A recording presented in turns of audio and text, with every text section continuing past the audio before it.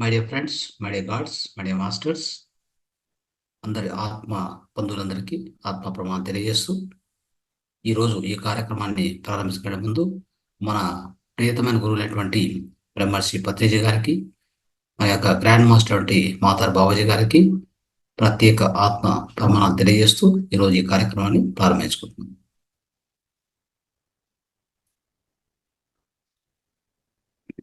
Right మిత్రులారా, ఈరోజు ఈ యొక్క ఆధ్యాత్మిక కార్యక్రమాన్ని ఇప్పుడు ప్రారంభించబోతున్నాం. సో ప్రతిరోజు కూడా మనం అనుభవాలు వింటూ, అనుభవాలు తెలుసుకుంటూ, అందరి యొక్క అనుభవాలు, అందరికీ ఉన్నటువంటి ప్రశ్నలు, సమాధానాలు తెలుసుకుంటూ, ఆ తర్వాత మనం ధ్యానం చేస్తూ, ఆ తర్వాత ఆత్మజ్ఞానం తెలుసుకొని సమగ్ర జీవన సూత్రాలు, తర్వాత ఇంటి నివారణలు విని తెలుసుకుంటాం.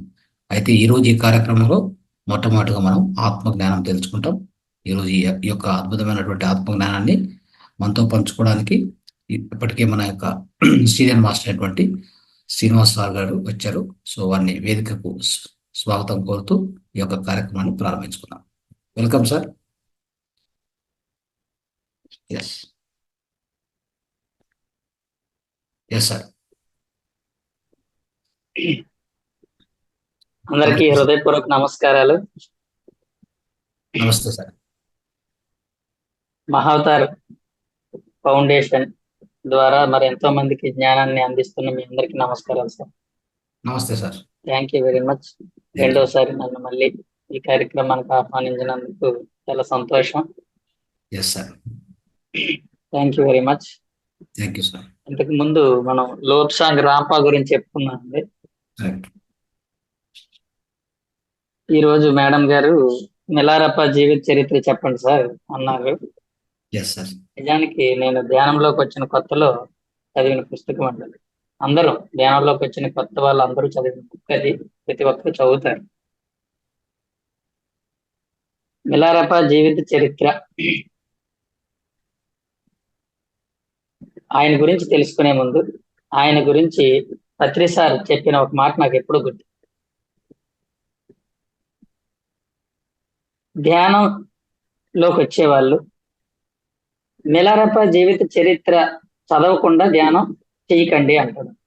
అసలు మొదలు పెట్టకండి అన్నాడు. ఆ పుస్తకం చదవకుండా మీరు ధ్యానాన్ని మొదలు పెట్టకండి, స్టార్ట్ చేయకండి.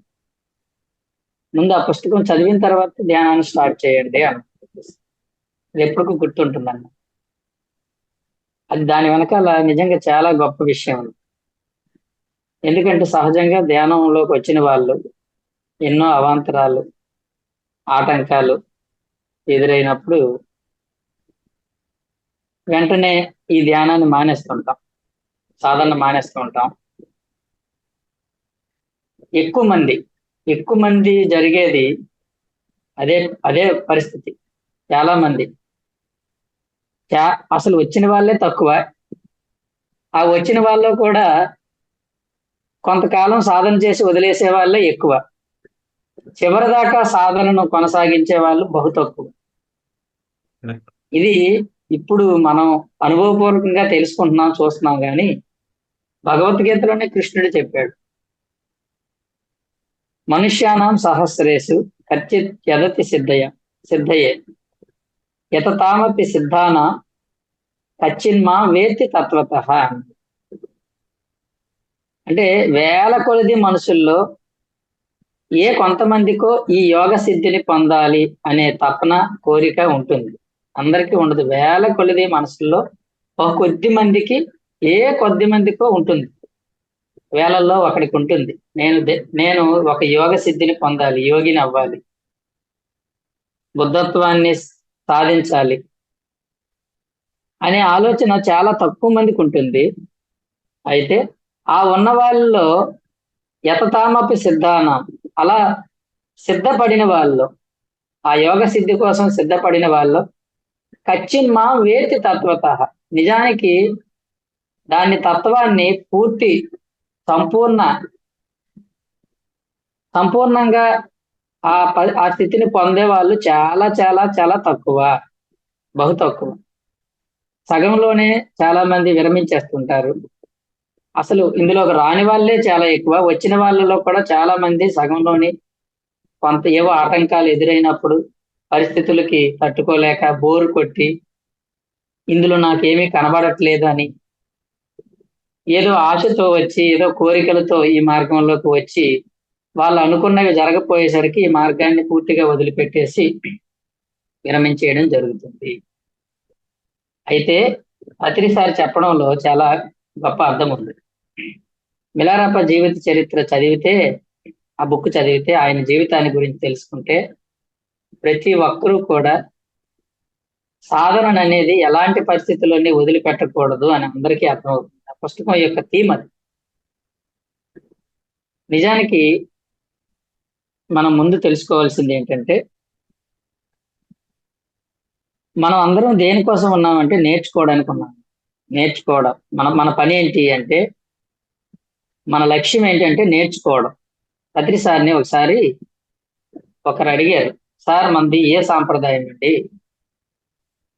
కొంతమందిది బుద్ధుడి సాంప్రదాయం అంటారు, కొంతమందిది రామానుజనాచార్య సాంప్రదాయము, కొంతమందిది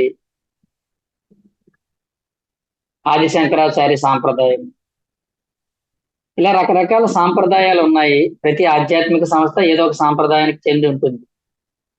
వాళ్ళు ఒక ప్రత్యేక సాంప్రదాయానికి చెంది ఉంటారు.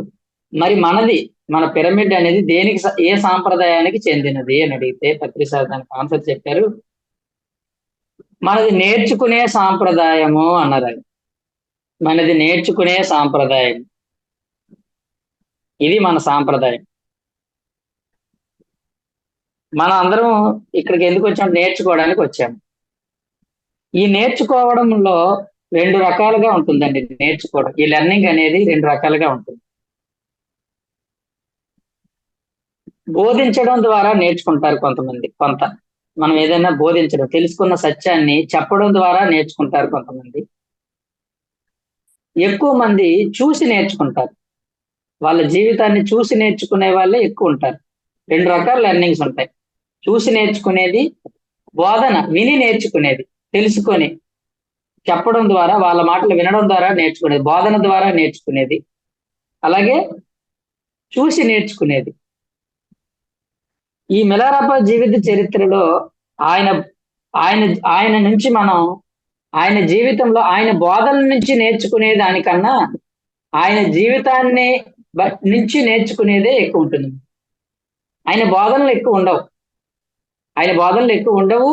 అవి సాధారణంగానే ఉంటాయి బోధనలు, మనకి తెలిసిన బోధనలే, అన్ని గ్రంథాల్లోని అందరి మాస్టర్లు చెప్పిన బోధనలే ఉంటాయి. కానీ ఆయన జీవితమే ఒక లెర్నింగ్.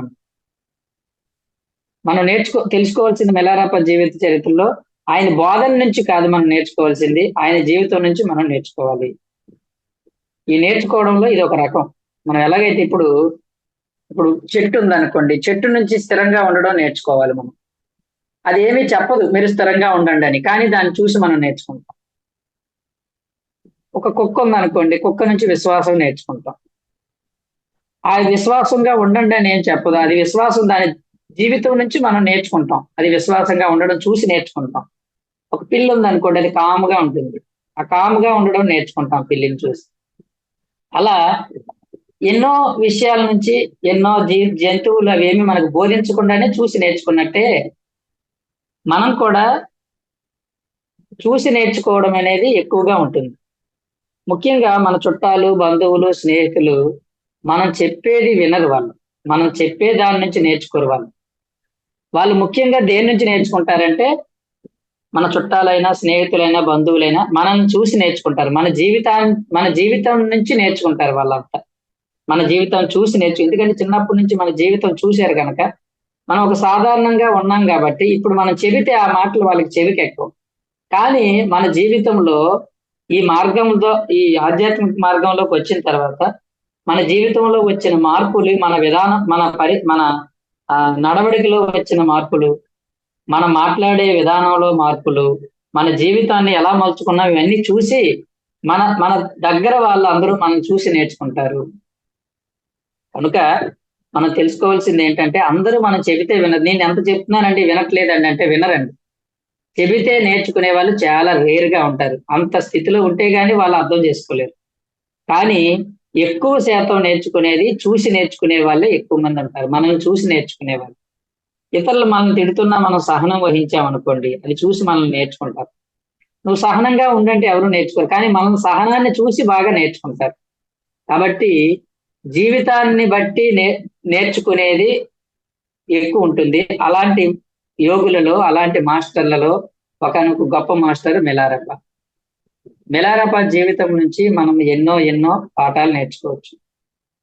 ముఖ్యంగా మనం ఆయన జీవితం నుంచి ఏం నేర్చుకుంటామంటే మనం పట్టుదల అనేది నేర్చుకుంటాం. ఎందుకు పత్రి సార్ ఆ మాట అన్నారు? మీరు ఆ పుస్తకం చదవకుండా ధ్యాన సాధన మొదలు పెట్టవద్దు అన్నాడు ఆయన. ఆ మాట ఎందుకు అన్నాడంటే ఆయన, ఆ పుస్తకం చదివితే ఎలాంటి పరిస్థితులు ఎదురైనా, ఎంత క్లిష్టమైన, ఎంత జీవితంలో ఎంత దుర్భర పరిస్థితులు ఎదురైనా కూడా సాధన మానకుండా చెయ్యాలి. అంత పట్టుదల అనేది నేర్చుకుంటాం ఆయన జీవితం నుంచి. ఎప్పుడైతే మొదట్లోనే మనకు ఆ విత్తనం పడిందో, తర్వాత మన జీవితంలో ఎదురైనప్పుడల్లా ఆ మిలారెప్ప గుర్తొస్తాడు. గుర్తొచ్చి మిలారెప్ప అన్ని కష్టాలు పడ్డ మిలారెప్పే అంత సాధించినప్పుడు మనం ఎందుకు సాధించలేము? మనం కూడా సాధనను మధ్యలో వదిలిపెట్టేయకుండా మనం ఎన్ని కష్టాలు, ఆటంకాలు ఎదురైనా ముందుకు సాగాలి అనేది ఆయన స్ఫూర్తి. అది ఒక విషయం అయితే. రెండోది ఏంటంటే, ఇందాక మేడం గారు హెడ్డింగ్ లోనే పెట్టారు, ఒకే జీవితంలో ఎంతైనా సాధించవచ్చు. జనరల్ గా మనం ఏం చెప్పుకుంటామంటే, అనేక జన్మలకి గాని మనం అంత సంపూర్ణం ఆత్మగా మారలేము. సంపూర్ణ జ్ఞానాన్ని పొందలేము. సంపూర్ణత్వాన్ని పొందాలంటే అనేక జన్మలు పడుతుంది అని ఇది సాధారణమైన నానుడి. అది కరెక్టే. బహూనాం జన్మనాం అంటే జ్ఞానవాన్ మాం ప్రపద్యతే. అనేక జన్మల తర్వాత గాని మానవుడు జ్ఞానవంతుడు కాలేడు. ఇది సాధారణ నానుడి. కానీ దాన్ని బ్రేక్ చేశాడు మిలారెప్ప. ఒకే జన్మలోనే ఎంతో ఎత్తుకి ఎదగొచ్చు, అంతా సాధించవచ్చు, ఎంతైనా సాధించవచ్చు అని చెప్పిన గొప్ప మహానుభావుడు మిలారెప్ప. అది ఒకటి తెలుసుకోవచ్చు మనం ఏమనుకుంటామంటే, ఈ జన్మలో ఏ మాత్రం చాలే, మిగతాది వచ్చే జన్మలో చూసుకుందాం, ఇంకా ఎక్కువ నేర్చుకున్నా మనకు కష్టమే అనుకుంటాం. చాలులే, సరిపెట్టుకుంటామా. కానీ మిలారెప్పని చూస్తే, మిలారెప్ప జీవితాన్ని మనం గనక తెలుసుకుంటే ఈ సరిపెట్టుకోవడం ఉండదు. ఈ జన్మలోనే ఎంత సాధించాలో అంత సాధించాలి, పిండుకోవాలి. జీవితాన్ని పిండడం అంటారు చూసారా, బాగా పిండాలి జీవితాన్ని బాగా పిండి ఎంత పొందాలో అంత పొందడం అనేది మిలారెప్ప జీవితాల నుంచి మనం నేర్చుకోవచ్చు. ముఖ్యంగా సమయాన్ని వృధా చేయకుండా పట్టుదలగా ముందుకు సాగడం అనేది, అలాగే జీవితంలో అత్యంత దుర్భరమైన పరిస్థితి నుండి అత్యంత ఉన్నత స్థితికి ఎంతైనా ఎదగొచ్చు అనేది, ఆ విషయాన్ని జీవించి చూపాడు మిలారెప్ప. ఆ మిలారెప్ప నుంచి మనం నేర్చుకోవాల్సింది అది గొప్ప పాఠం. మరి మనం అంత దుర్భర పరిస్థితుల్లో ఏమీ లేము. మిలారెప్ప జీవితం గురించి కొన్ని విషయాలు చెప్తాను నేను. మనకి ఇంకా బెటర్ పొజిషన్ లోనే ఉన్నాం. ఆయనంత దుర్భర పరిస్థితుల్లో ఆయనంత డేంజరస్ పొజిషన్ లేదు మనకి. ఈ మిలారెప్ప జీవితం గురించి కొన్ని విషయాలు మనం తెలుసుకుందాము. ముఖ్యమైనవి, మొత్తం అన్ని తెలుసుకోలేము ఉన్న సమయంలో, కానీ కొన్ని విషయాలు ముఖ్యంగా ఉన్నవన్నీ చెప్తాను తెలుసుకున్నవి. మిలారెప్ప జీవిత చరిత్ర అనే బుక్ మన PSSM లో ఉంది. రకరకాల బుక్స్ ఉన్నాయి, కొంచెం ఎక్కువ కాస్ట్లీ ఉన్నాయి కానండి, బాగా చక్కగా అర్థమయ్యేది పూజ్య ఎక్కిరాల భరద్వాజ్ గారు రాశారు. ఈయన రాసిన పుస్తకం ఇదిగోండి, మిలారెప్ప జీవిత చరిత్ర. ఈ మిలారెప్ప జీవిత చరిత్ర అనేది తక్కువ రేట్. ఈ బుక్ కూడా 80 రూపీస్ జస్ట్. ఇది మంగ భరద్వాజ ట్రస్ట్ వాళ్ళు ఈ పుస్తకాన్ని ప్రచురించారు. Just 80 rupees. చాలా తక్కువ రేట్ లో ఉన్నాయి. మిగతా పుస్తకాలు 200, 300 లో ఉంటాయి కానండి, ఈ పుస్తకంలో చాలా బాగా రాశారు ఈ మిలారెప్ప టిబెట్ యోగి మిలారెప్ప అని. అయితే ఈ బుక్స్ అనేవి అందుబాటులో ఉంటాయి. అయితే ఈ బుక్స్ గురించి తర్వాత తెలుసుకుందాం. ముందుగా మిలారెప్ప గురించి కొన్ని విషయాలు చెప్తాను. అసలు మిలారెప్ప టిబెట్ లో జన్మించాడు. ఆయన ఫ్యామిలీ ఒక సంపన్నమైన ఫ్యామిలీ. వాళ్ళ నాన్నగారు ఎన్నో వ్యాపారాలు చేసి పోగొట్టుకొని టిబెట్ అంటే చల్లటి, అక్కడ ఆ ప్రదేశాల్లో ఉన్నికి ఎక్కువ గిరాకీ కాబట్టి ఉన్ని వ్యాపారంలో దేశ విదేశాలు ఎక్స్పోర్ట్ చేస్తూ ఒక గొప్ప సంపన్నమైన కుటుంబంలో పుట్టాడు ఆయన. పుట్టుకతోనే చాలా సంపన్నవంతులు తండ్రి. వాళ్ళు చిన్నప్పటి నుంచే వాళ్ళు సంపన్నమైన కుటుంబంలో ఉన్న ఫ్యామిలీ వాళ్ళు బాగా. అయితే చక్కగా జీవితం గడుస్తుంది. మంచి పేరు ప్రఖ్యాతులు ప్రపంచవ్యాప్తంగా మంచి పేరు ప్రఖ్యాతులు కలిగిన వ్యక్తి వాళ్ళ తండ్రి గారు. అయితే జీవితంలో కొన్ని ఎప్పుడు ఏం జరుగుతుందో ఎవరికీ తెలీదు అంటాం కదా! ఏ నిమిషానికి ఏమి జరుగునో ఎవరు ఊహించెదరు అని పాట ఉంది కదా! ఏ నిమిషానికి ఏమి జరుగునో ఎవరు ఊహించెదరు. అద్భుతమైన పాట అది. అలాగే మల్లారప్ప జీవితంలో కూడా అది ఎవరు ఊహించని సంఘటనలాగా తండ్రి గారికి సడన్ గా జబ్బు చేసి ఆయన చావు చావుకి సిద్ధంగా ఉన్నాడు. ఆ టైంలో ఆయన ఒక వీలునామా రాశాడు. ఆ వీలునామా ఏంటంటే ఆయనకు ఒక తమ్ముడు ఉంటాడు. తమ్ముడు, మరదలు ఉంటది. ఈ మిలారప్ప గారి భార్య, ఒక కొడుకు, కూతురు ఉంటుంది. కూతురు పేరు పేట, ఆవిడ పేరు. ఈ ఫ్యామిలీలో తండ్రి చనిపోయే ముందు ఒక వీలునామా ఏం రాశాడంటే, నా తదనంతరం నా ఆస్తి అంతా కూడా నా తమ్ముడు చూసుకుంటాడు. నా పిల్లలు పెద్దయ్యే వరకు, నా పిల్లలు ఎదిగే వరకు నా తమ్ముడి చేతిలో ఉంటుంది. తర్వాత ఇంతకాలం పెంచినందుకు కొంత ఆస్తిని నా తమ్ముడికి పొందుతూ మిగతాదంతా వాడు పెద్ద అయిన తర్వాత నా పిల్లలకి ఇవ్వాల్సిందిగా ఆ వీలునామా రాసి ఇస్తాడు.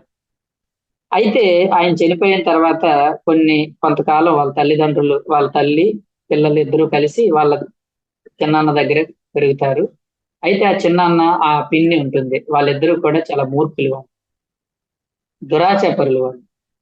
వాళ్ళు ఏం చేస్తారంటే ఈ వీడికి యుక్త వయసు వచ్చేసరికి ఆ తల్లి అడుగుతుంది, మా ఆస్తి మాకు ఇవ్వండి, మా కొడుకు పెద్దవాడు అయ్యాడు కదా అని. అప్పుడు వాళ్ళు తిరగబాటు చేస్తారు. నీకు ఇంకేముంది ఆస్తి, అంతా మీ జీవితానికి మేము పెట్టేశాము, మిమ్మల్ని పెంచడానికే సరిపోయింది, ఇంకేమీ లేదని చెప్పి వాళ్ళు గ్రామ ప్రజలందరి మధ్యలోనే వాళ్ళని అవమానించి ఇంట్లోంచి గెంటేస్తారు. గెంటేస్తే అది కొంత అవమానంగానే భావిస్తుంది. ఎంత ప్రయత్నం చేసినా వాళ్ళు ఏమి ఇవ్వకుండా వాళ్ళని రోడ్డుని పడేస్తారు. భార్యని, మన మిలారప్ప తల్లి, చెల్లి, ఈయన. అయితే వాడు చిన్నవాడు, అంత పెద్ద పట్టించుకోడు. వేరేగా ఉంటారు, వేరే కాపురం. ఆ తల్లికి మాత్రం చాలా కోపంతో వీళ్ళ మీద ఎలాగైనా కక్ష తీర్చుకోవాలని ఆలోచన ఉంటుంది మిలారప్ప తల్లికి. అప్పుడు ఎవడు తీరుస్తాడు? కక్ష తీర్చడానికి భర్త లేడు. ఈ కొడుకు ద్వారానే కక్ష తీర్చుకోవాలనే ఆలోచనతో ఒకరోజు మిలారప్ప ఆనందంగా బయట నుంచి వీధిలోంచి వస్తే ఆ తల్లి అంటుంది, నీకు ఆనందం ఎలా వస్తుంది? మనం ఇంత మోసపోయాము, ఇంత మోసం చేయబడ్డాం మనం. నీకు ఆనందం ఎలా వస్తుంది? నవ్వు ఎలా వస్తుంది? నీకు సిగ్గులేదా అని తిట్టి, నువ్వు నీ పిన్ని చిన్నాన్న మీద ఎలాగైనా కక్ష తీర్చుకోవాలి. నువ్వు నాకు బాగా మన సంపదలు మనకు తిరిగి వచ్చేలాగా చెయ్యాలి. వాళ్ళు మనకి ఎంతో మోసం చేశారని చెప్పి ఆ తల్లి ఏం చేస్తుందంటే వాడికి నూరు పోసి, ఏం చేయనమ్మంటే నువ్వు వెళ్ళి క్షుద్ర విద్యలన్నీ నేర్చుకుని వచ్చి వాళ్ళ మీద ప్రయోగించి వాళ్ళని నాశనం చేయనమ్మని చెప్పి అంటుంది. అనగానే ఆ చిన్న బాలుడు, ఆ యుక్త వయసులో ఉన్న మిలారప్ప ఇంట్లోంచి బయటకు వచ్చేసి ఎక్కడో గురువుల దగ్గరికి వెళ్తాడు. ఎక్కడెక్కడికో వెళ్తూ ఉంటాడు, తిరుగుతాడు. ఏంటి విషయం అంటే రకరకాల వారు కలుస్తూ ఉంటే చెప్తారు ఎక్కడ ఏం కావాలంటే, ఇది నా పరిస్థితి, నేను ఈ విధంగా బ్లాక్ మ్యాజిక్ అంటాం కదా మనం, క్షుద్ర విద్యలు నేర్చుకోండి, ఇతరుల మీద ప్రయోగించడానికి నేను నేర్చుకోవాలనుకుంటున్నానంటే కొంతమంది గైడ్ చేస్తారు, పలానా చోట పలానా మాస్టర్లు ఉంటారు, వెళ్ళండి. అప్పుడు ఆ క్షుద్ర విద్యలు నేర్పిన వాళ్ళు కూడా అసలు పరిస్థితి ఏంటి తెలుసుకున్న తర్వాత, సరే నీకు ఎలిజిబుల్ అని చెప్పి ఆయనకి రకరకాల క్షుద్ర విద్యలు నేర్పుతారన్నమాట. అంటే ఎలా, రాళ్ల వర్షం కురిచేలాగా, పెద్ద వడగళ్ళ వానలు కురిపించేలాగా, సడన్ గా మేఘాలు కమ్మించి వడగళ్ళ వాన కురిపించేది. అలాంటి నాశనం కోసం ఆ విద్యలు నేర్చుకుంటారు. నేర్చుకున్న తర్వాత కొంతకాలానికి వెళ్ళి ఆయన ఆ ఊర్లో అలాంటి పెద్ద బాగా బార్లీ పంటలు ఉంటాయి అక్కడ. ఆ బార్లీ పంటలు బాగా పంట చేతికి వచ్చి చాలా కాలం తర్వాత బాగా పంటలు వస్తాయి చేతికి. అందరూ ఆనందంగా ఉన్న సమయంలో ఈయన ఏం చేస్తాడంటే ఒక పెద్ద మేఘాన్ని సృష్టించి, మహా వడగళ్ళ వాన సృష్టించి మొత్తం పంటలన్నీ నాశనం చేసేలాగా చేస్తాడు. ఏంటి ఇంత సడన్ గా ఎలా వస్తుంది ఏంటి దాన్ని చూసేసరికి ఆ సమాచారం అందుతుంది అనమాట. ఈ మిలారాపాగాడు ఎక్కడికో వెళ్ళి క్షుద్ర విద్యలు నేర్చుకుని వచ్చి ఈ పని చేశాడు అనగానే ఊర్లో ప్రజలందరూ వాడిని ఎలాగైనా చంపాలని బయలుదేరుతారు. బయలుదేరితే మొత్తానికి తప్పించుకొని ఎక్కడికో పారిపోతాడు. తర్వాత ఆ తల్లిని ఆ చెల్లిని నానా హింసలకి గురి చేస్తారు ఊర్లో వాళ్ళు, ఆ చిన్నన్న వాళ్ళందరికి గురి చేస్తూ ఉంటాడు. అక్కడి నుంచి మిలారెప్ప వచ్చేసి అలా చాలా సార్లు వచ్చి ఆ ఊరి మీద కక్ష తీర్చుకోవాలని, తను ఎలాగైనా చిన్నాన్నని పిన్నిని నాశనం చేయాలని చెప్పి ఎన్నో సార్లు ఆ క్షుద్ర విద్యల్ని ప్రయోగించిన తర్వాత కొంతకాలానికి ఉమ్, ఒక మాస్టర్ కనిపిస్తాడు. ఇంకెంతకాలం నువ్వు ఇలా చేస్తావు, ఇది చాలా పాపం నీకు, నువ్వు ఇంతకు ఇంకా పాపం నువ్వు కూడగట్టుకుంటున్నావు, ఏదో చేస్తే చేశారు, దానికి వాళ్ళే అనుభవిస్తారు ఆ మంత్రం, దానికి నువ్వు ఇంత పాపానికి ఒడిగట్టడం, ఇంకా నీ నీ ఆత్మని నువ్వు ఇంకా దిగజార్చుకుంటున్నావు అని 2-3 మాటలు చెప్పేసరికి ఆయన పరివర్తన చెంది, అయితే నేను ఏదో దివ్య విద్యను నేర్చుకోవాలి, నాకు నేర్పే వాళ్ళు ఎవరు అని చెప్పేసి వెతుక్కుంటూ వెళ్తే అక్కడలో కొంత ఆ టైంలో ఒక చెందిన గురువు మార్ప అని తెలుసుకొని మార్ప అనే ఆయన అడ్రస్ చెప్పి ఆయన దగ్గరికి వెళ్ళమని కోరుతారు. కోరేసరికి ఆయన అక్కడి నుంచి బయలుదేరి మార్పాని వెతుక్కుంటూ వెళ్తాడు. వెళ్ళి ఆ ఊరికి వెళ్ళేసరికి ఆ ఒక ఒక వ్యక్తి పొలం దున్నుతూ ఉంటాడు. ఈ ఊర్లో మార్ప అంటే ఎవరు అంటాడు. మార్ప అంటే ఎవరు అంటే ఎందుకు వచ్చావు అంటే ఆయన దగ్గర నేను విద్య నేర్చుకోవడానికి వచ్చానంటే, సరే ఈ పొలం దున్నేసి నువ్వు ఊర్లోకి వస్తే నీకు తెలుస్తుందని చెప్తారు. మొత్తానికి పొలం దున్నిన తర్వాత ఇంట్లోకి వెళ్ళిన తర్వాత ఊర్లోకి వెళ్ళి అసలు మార్ప ఎవరంటే ఇంతవరకు ఆ పొలం దున్నిన వ్యక్తే మార్ప. మార్ప దగ్గరికి వెళ్ళిన తర్వాత నాకు ఈ ధ్యాన విద్య, యాక్చువల్ గా ఆయన విద్య మార్ప గారు నేర్పేది ఏంటంటే ధ్యానమే. ఈ ధ్యాన విద్యను నేర్పండి నాకు, నేను నేర్చుకోవాలనుకుంటున్నాను అని చెప్తే ఈ మార్ప గారు అందరికీ నేర్పిస్తాడు గాని ఈ మిలారెప్ప దగ్గరికి వచ్చేసరికి మాత్రం ఆయనకి విపరీతమైన కోపం వచ్చేసి ఆయన చిత్రహింసలు పెడతాడు. వాడు కొట్టడం, నీకు నువ్వు వెళ్ళిపోతే వెళ్ళిపో, ఉంటే ఉంటే అని చెప్పేసి కొట్టి నానా హింసలు పెడితే ఆయన ఏదైనా నేను మాత్రం నేర్చుకోకుండా వెళ్ళనని పట్టుబడతాడు మిలారెప్ప. అలా ఎంతో కాలం ఉన్నా కూడా ఆయనకి నేర్పించడు. సరే నీకు నేర్పించాలంటే నాకు ఒక మంచి ఇల్లు కట్టివ్వు, ఇదిగో వాస్తు ఇది, ఈ వాస్తు ప్రకారం ఇల్లు కట్టివ్వు, నీకు నేను నేర్పిస్తానంటే తాను స్వయంగా తానే రాళ్ళు మోసి ఒక ఇల్లుని కట్టిన తర్వాత ఇంచుమించు లాస్ట్ ఇంకా వచ్చేసింది, మొత్తం పూర్తయిన టైంలో వచ్చి అయ్యో నేను అప్పుడు తప్పుగా చెప్పాను, అది సరైన వాస్తు కాదు, ఇది పడగొట్టేసి ఇంకొక ఇల్లు కట్టు అని చెప్పి అంటాడు. అప్పుడు మిలారెప్ప సహనం వహించి ఏదో విధంగా నేను విద్యను నేర్చుకోవాలని చెప్పి చాలా పట్టుదలతో ఆ కట్టిన ఇల్లుని పడగొట్టేసి మళ్ళీ ఇంకొక ఇల్లుని కడతాడు. ఏదో ఒక త్రికోణ ఆకారంలో ఇంకొక ఇల్లుని కట్టమంటాడు. మళ్ళీ కొన్న రోజు సగం అయిన తర్వాత అయ్యయ్యో ఇది కాదు, నాకు కావాల్సింది ఇల్లు ఇంకొక రకంగా కావాలి అని చెప్పేసి ఇంచుమించు ఒక 5-6 సార్లు ఆ కట్టిన ఇల్లుని పడగొట్టించి మళ్ళీ కట్టమని నానా యాతన పెడుతూ ఉంటాడు. ఈ మిలారెప్పకి కట్టి కట్టి వీపంతా పుండ్లు పూసేసి ఇంకా చావు బ్రతుకుల్లో ఉంటాడనమాట. సరే ఎప్పటికైనా నేర్పిస్తాడు అనుకుంటాడు. ఆ మార్ప గారి భార్యకి మాత్రం చాలా జాలి దయ పుట్టి అందరికీ ఇంత సులభంగా నేర్పుతున్నారు, నీకొచ్చేసరికి ఏంటి ఇలా తయారయ్యాడు ఈయన రాక్షసుడిలాగా. అప్పుడు మార్ప భార్య వెళ్ళి ఆయన అడుగుతుంది, ఎందుకండి మీరు ఇంత ఇంత రాక్షసంగా ప్రవర్తిస్తున్నారు ఆయన పట్ల, పాపం ఎంతో ఎంతో మంది వచ్చి 4 రోజులు నేర్చుకొని వెళ్ళిపోతున్నారు అంతాను, చాలు ఇంకా అనుకోని. కానీ ఈయన అలా ఈ అబ్బాయి ఎంతో పట్టుదలతో ఉన్నా వాడికి నేర్పట్లేదు. సరికదా వాడికి చిత్రహింసలు పెడుతున్నారు, నానా ఇబ్బందులు పెడుతున్నారు మీరు. నేను ఇంతలాగా పెట్టడం ఎవరిని చూడలేదు మిమ్మల్ని. మీలో ఎంతో దయాగుణం ఉందనుకున్నాను కానీ ఇంత రాక్షస గుణం ఉందనుకొని అనుకోలేదు నేను. చాలా నాకే బాధగా అనిపిస్తుంది, నాకు ఏడుపు వస్తుంది. మీరు ఆయన అలా చేయటం బాగలేదని చెప్పి ఆవిడ ఎంతో చెబుతుంది. చెబితే మార్ప గారు అంటారు, నీకేం తెలియదు, నోరు మూసుకొని ఉండి నీ పని నువ్వు చూసుకో అంటాడు. నీకేం తెలియదు, నోరు మూసుకొని ఉండి అని చెప్పి నీ పని నువ్వు చేసుకో అని చెప్పేసి నానా రకాలుగా అందరు ఇంకొంతమంది శిష్యగణం వచ్చి ఆయన దగ్గర నేర్చుకోవడానికి బ్యాచ్ వచ్చేసరికి వెనకాల కూర్చుంటాడు. వెనకాల కూర్చుంటే అందరు చూస్తుండగానే విపరీతంగా కొట్టి అవతలకు పంపింది, నువ్వు పోరా అవతలకి, పనికిరావు నువ్వు, ఇంకా నీకు ఆ యొక్క టైం రాలేదు పోరా అని చెప్పేసి ఎన్ని అవమానాలు భరించి ఇంక నేను వెళ్ళిపోతాను, వెళ్ళిపోవాలి, ఇక్కడ ఉండడం వేస్ట్ అని చెప్పేసి అంటే అప్పుడు మార్ప గారి భార్య అంటుంది, ఒరే నీకు ఒక ఐడియా చెప్తాను. ఈయన దగ్గర విద్య నేర్చుకొని బాగా ఆ ప్రాచుర్యం పొందిన గురువు ఇంకొకడు ఉన్నాడు, ఆయన దగ్గరికి పంపుతాను నేను. ఈయనకి సంబంధించిన కొన్ని వస్తువులు ఇచ్చి, ఈయన మార్పా గారి గురువు గారి యొక్క దండనిచ్చి, మెడలో ఉన్న దండనిచ్చి, నన్ను మార్పా గారు పంపారు మీ దగ్గర నేర్చుకోమని చెప్పారని చెప్పరా, వాడు నేర్పుతారు, ఈయన ఎలాగో నేర్పడుగా అని చెప్పేసి ఒక రాత్రి పూట ఆ వస్తువులు ఇచ్చి పంపిస్తుంది ఆ మార్ప భార్య. ఇస్తే ఆయన దగ్గరికి వెళ్ళేసరికి ఆయన, వావ్ మా గురువు గారే పంపారంటే ఎంత గొప్పవాడు, సరే అని చెప్పేసి చాలా జాగ్రత్తగా వాడికి ఆ విద్య నేర్పుతుంటాడు. కానీ ఎంత నేర్పుతున్నా మిలారెపకు మాత్రం అది కుదరదు, అది రాదు, నేర్చుకోలేకపోతాడు. అప్పుడు ఆయన అంటాడు, ఏంటిది విచిత్రంగా ఉంది, నేను ఎంతో మందికి నేర్పాను వెంటనే నేర్చుకున్నారు, నువ్వేంటి నేర్చుకోలేకపోతున్నావు, అది కాక నా గురువు దగ్గర నుంచి వచ్చావు, ఎందుకు ఇలా జరుగుతుంది అంటే, ఈయన అసలు విషయం చెప్పడు. కొన్ని రోజులు సాధన చేసినా అది ఏం ఫలితం ఉండదు. అప్పుడు ఆ గురువు గారు మార్ప గారి నుంచి ఒక లెటర్ వస్తుంది, నీ దగ్గరికి ఒకడు వచ్చాడా, అది నేను పంపించిన వస్తువులు నేను పంపించింది కాదు, ఆ వెధవ నీ దగ్గరే ఉన్నాడా, ఇంకా ముందు ఇమీడియట్ గా వాడు నా దగ్గర పంపు అని ఉత్తరం రాస్తాడు. అప్పుడు ఆయన అంటాడు, ఏరా నువ్వు ఇలా వచ్చావా, మోసం చేసి వచ్చావా నువ్వు, గురువు గారు రమ్మన్నారు అని చెప్పి పంపించేస్తాడు. పంపిస్తే ఈ మిలారెప్ప, ఓహో మా గురువు గారు ఏమైనా నాకు కల్పిస్తాడేమో విద్యనని చెప్పి వెళ్తే పట్టుకొని గట్టిగా చితకబాతాడు, చావబాతాడు అనుకోండి.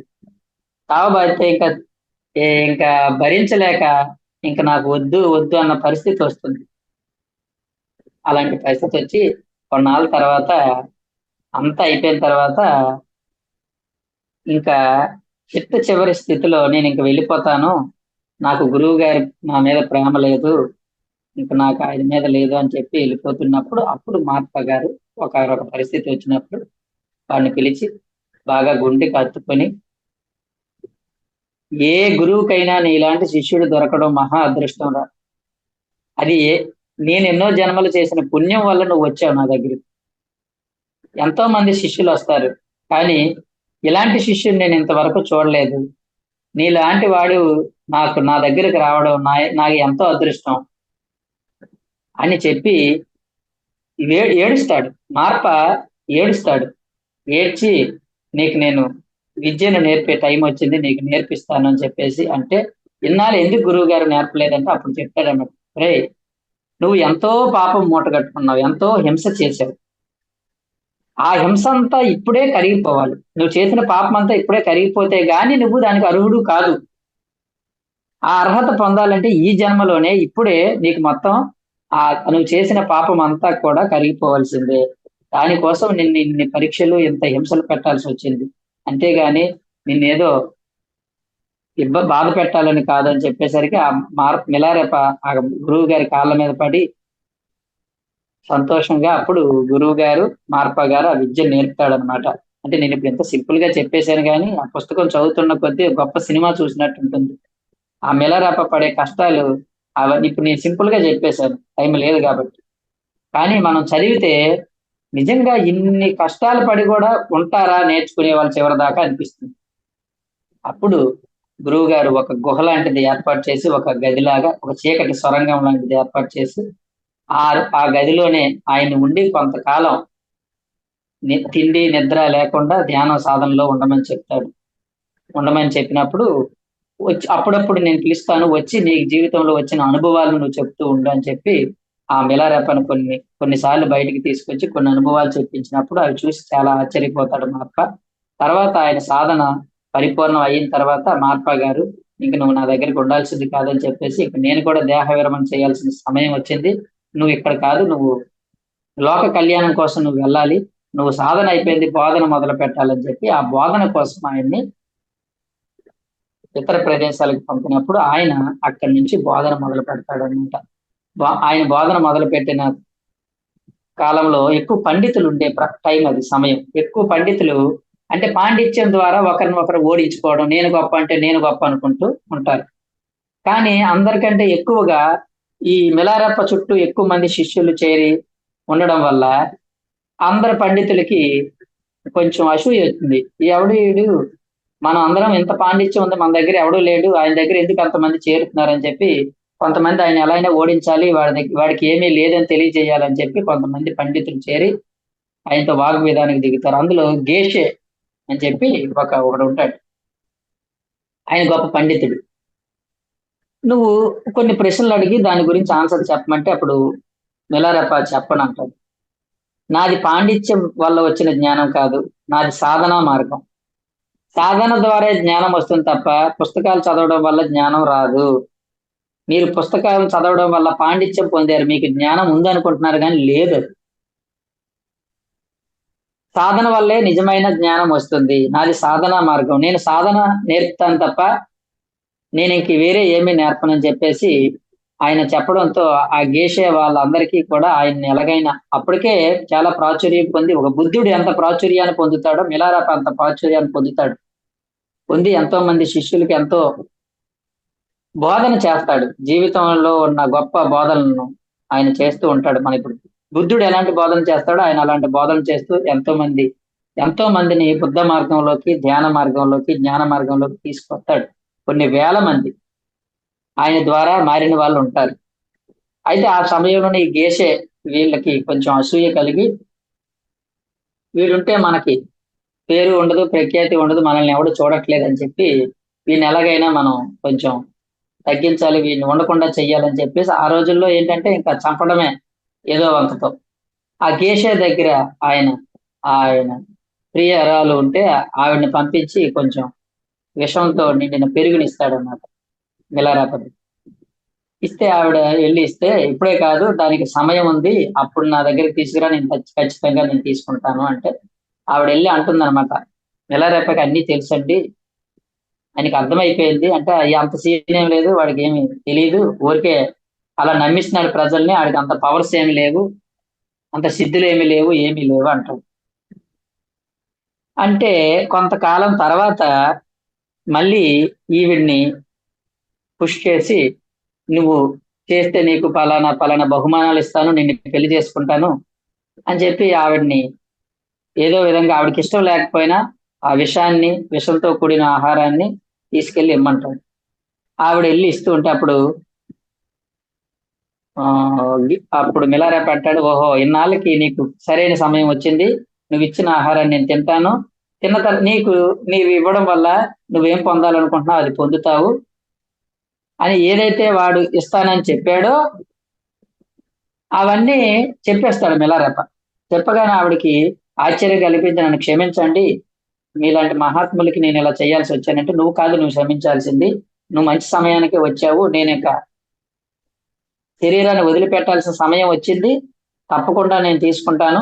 అయితే నువ్వు ఈ ఇది మార్గం నీది కాదు, నువ్వు చక్కగా ధ్యానం చేసి ధ్యానం ద్వారా నువ్వు ఉన్నతంగా మారాలి, అప్పుడే నువ్వు జీవితంలో ఎదగలవు తప్ప ఇంకో ఎదిగే మార్గం లేదని చెప్పి ఆయన జ్ఞాన మార్గాన్ని ఆవిడకి బోధిస్తాడు.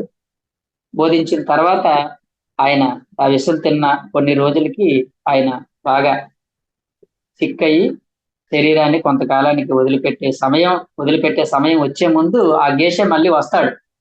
ఏదో పెద్ద నువ్వు శక్తివంతుడు అని అందరూ అంటారు, మరి నీ అనారోగ్యాన్ని నువ్వు తొలగించుకోలేవా, ఇదేనా నీ శక్తి అని చెప్పి గేలు చేస్తాడు. గేలు చేస్తే అంటే అప్పుడు అంటాడు, సాధారణంగా వచ్చే అనారోగ్యాలు వేరు, ఒక యోగికి వచ్చే అనారోగ్యం వేరు. యోగి ఎప్పుడు తనకు వచ్చిన అనారోగ్యాన్ని కాదనుకోడు, ఏదొచ్చినా దాన్ని అనుభవించాలని కోరుకుంటాడు తప్ప దాన్ని నాకు ఇది వద్దు, దాని నుంచి నేను, శిష్యులు అందరూ అంటారు మీరు మందులు వాడండి దానివల్ల తగ్గుతుందంటే నాకు ఏ మందులు అవసరం లేదంటాడు. ఆ గేషే వచ్చి ఎంత గేలు చేసినా కూడా ఆయన, ఏది నీకు అదే శక్తి నీకుంటే నీకు వచ్చిన రోగాన్ని మాకు ఇవ్వు, నీకు అంత శక్తి ఉందని మేము నమ్ముతామంటే అప్పుడు మిలారెప్ప అంటాడు, నాకు వచ్చిన ఆ అనారోగ్యంలో చిన్న పిసర నీకు ఇచ్చినా నువ్వు తట్టుకోలేవు, కాబట్టి నేను ఇవ్వనంటే నువ్వు మాటలు చెప్పొద్దు, నువ్వు మాయ మాటలు చెప్పొద్దు అని చెప్తే, సరే నీకు ఇవ్వను కానీ, నీకు ఇవ్వడం నాకు ఇష్టం లేదు కానీ ఆ తలుపుకి ఇస్తాను, ఆ తలుపుకి ఇస్తే అది ఎలా మారుతుందో చూడని తనలో ఉన్న కొంత భాగాన్ని ఆ తలుపుకి ఇస్తే ఆ తలుపు గట్టిగా కొట్టుకుంటూ చాలా చప్పుడు చేస్తూ కొట్టుకుంటుంది. అప్పుడు ఆ గేష అంటాడు, నువ్వేదో మాయ చేస్తున్నావు, అంత లేదు నీకంటే, అప్పుడు సరే అయితే నీకు ఒక చిన్నది ఇస్తాను, నీకు దాన్ని భరించనగానే తనకు ఆ తలుపుకి ఇచ్చిన దాంట్లో చిన్న పిసర ఆ గేసెకి ఇస్తాడు. ఆ గేసె వెంటనే గిలగిలా కొట్టుకుంటూ మూర్ఛ పడిపోతాడు. పడిపోతే వెంటనే దాన్ని తీసేసి ఇప్పుడైనా అర్థమైందా అంటాడు. అప్పుడు కొంత కన్వర్జేషన్ ఉంటుంది. అన్ని విషయాలు చెప్తాడు మిలారెప్ప. జీవితంలో నేర్చుకోవాల్సిన పాఠాలన్నీ చెప్పేసరికి అప్పుడు గేషెలో చాలా మార్పు వచ్చి, మిమ్మల్ని మేము తెలుసుకోలేకపోయాము. నిజంగా మీ నుంచి ఎంతో నేర్చుకోవాల్సి ఉండగా మేము అహంకారంతో, అజ్ఞానంతో ఇలాంటి పనులు చేశాము. మమ్మల్ని నిజంగా క్షమించండి అని చెప్తే, సరే ఇక నుంచి అయినా మారి నువ్వు జ్ఞాన మార్గాన్ని ఎంచుకొని చక్కగా ఒక బుద్ధుడిలాగా జీవించు. బుద్ధుడు అనగాని ధ్యాన మార్గాన్ని, జ్ఞాన మార్గాన్ని అవలంబించి ఉన్నతంగా ఎదగడానికి నువ్వు ప్రయత్నం చెయ్యి అని చెప్పడంతో ఆయనలో కూడా మార్పు వచ్చి, నేను కూడా ఈ రోజు నుంచి నీలో శిష్యుడిగా మారిపోతానని చెప్పి అలాంటి దుష్టులను కూడా ఆయన మార్చేలాగా చేశాడనమాట. అంటే ఇదంతా మిలారెప్ప జీవిత చరిత్ర. మిలారెప్ప జీవితంలో జరిగిన సిచ్యువేషన్స్. అయితే మిలారెప్ప జీవితంలో మనం తెలుసుకోవాల్సిన ముఖ్యమైన విషయాలు ఏంటంటే ఓర్పు, సహనం. గురువు ఎన్ని పరీక్షలు పెట్టినా ఓర్పుతో, సహనంతో ఆ విద్య కోసం వేచి ఉన్నాడు. నాకు అవసరమా, ఇన్ని తిప్పలు పడడం అవసరమా అనుకుంటే మనం చిన్న చిన్న విషయాలకే సహనాన్ని కోల్పోతాం, ఓర్పును కోల్పోతాం. చాలా మంది చూస్తుంటాం మనం. వస్తారు ధ్యానంలోకి, మీరు ఏదో వస్తుంది అన్నారు, నాకేమీ రాలేదంటాడు. 2 రోజులు కూడా సరిగ్గా ధ్యానం చేయడు, అప్పుడే నాకేమీ రాలేదంటాడు. అంటే ఓర్పు, సహనం లేదు. ఆ ఓర్పు, సహనం లేని చోట ప్రగతి ఉండదు. సహనమే ప్రగతి అన్నారు. నీకు ప్రగతి కావాలంటే, అంటే ఇంప్రూవ్మెంట్ కావాలంటే, డెవలప్మెంట్ కావాలంటే సహనము, ఓర్పు అనేది చాలా ఇంపార్టెంట్. సహించాలి, మనం అన్నిటినీ సహించాలి, వెయిట్ చేయడం నేర్చుకోవాలి. అది మనం మిలారెప్ప నుంచి నేర్చుకోవాలి.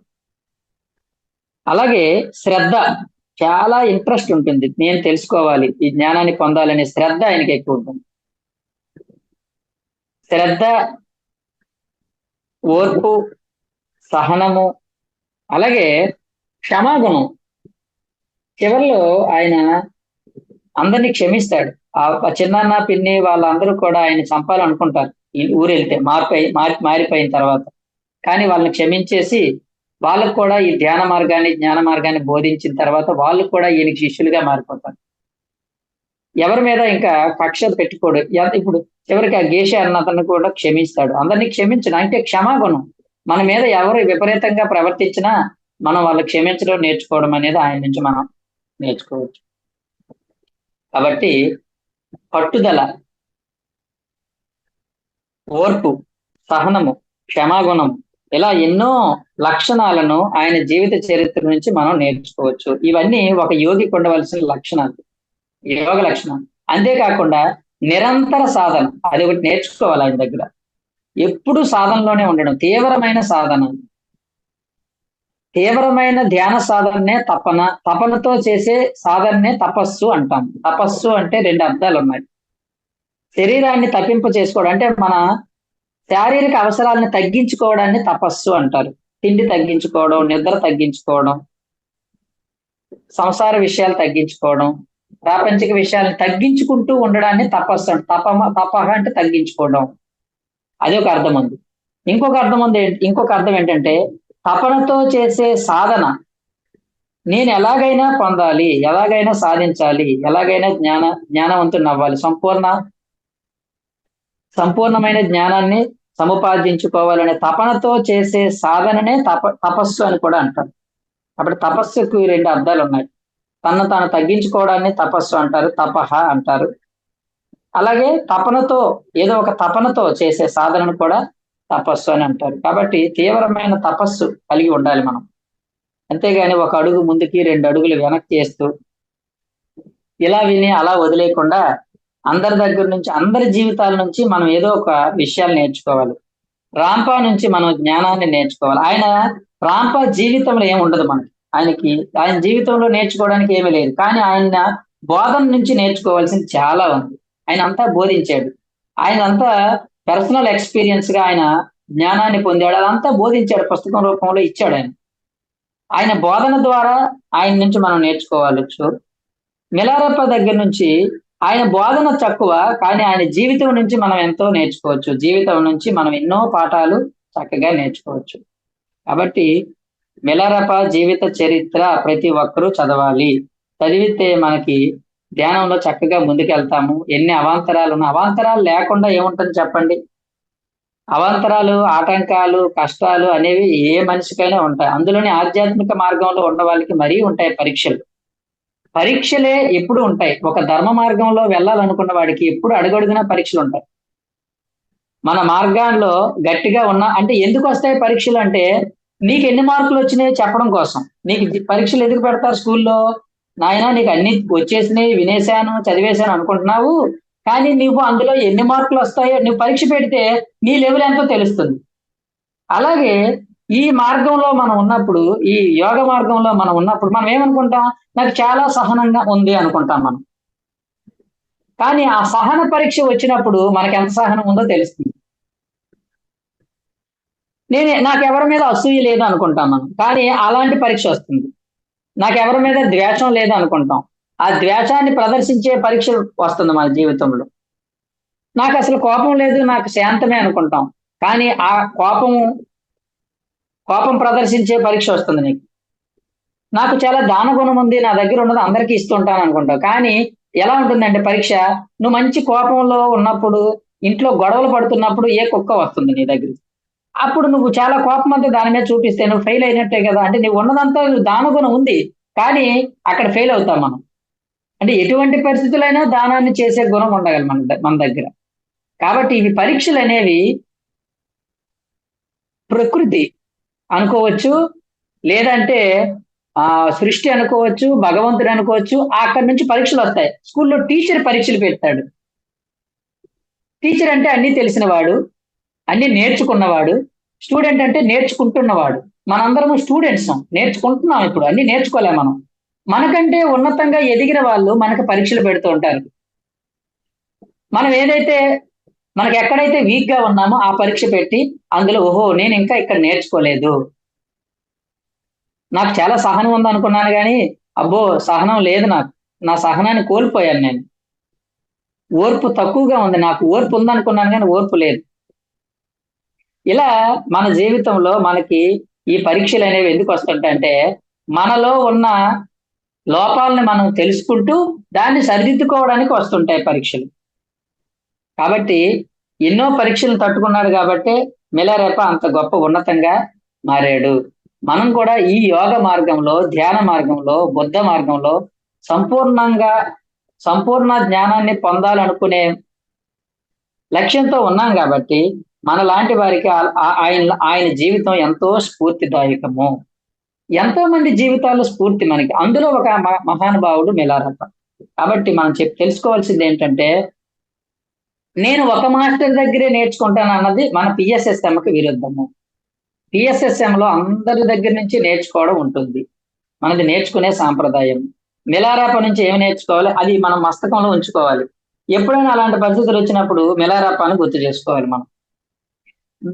మన పరిస్థితులు పేదరికంలో ఉన్నాయి. పేదరికంలో ఉన్నా కూడా మన యోగత్వంలో ఎంత ఉన్నతంగానే ఎదగొచ్చు అన్నప్పుడు కబీర్ దాసుని గుర్తు. కబీరు పరమ కటిక దరిద్ర జీవితం జీవించాడు. తినడానికి కూడా తిండి లేని రోజులు ఆయనవి.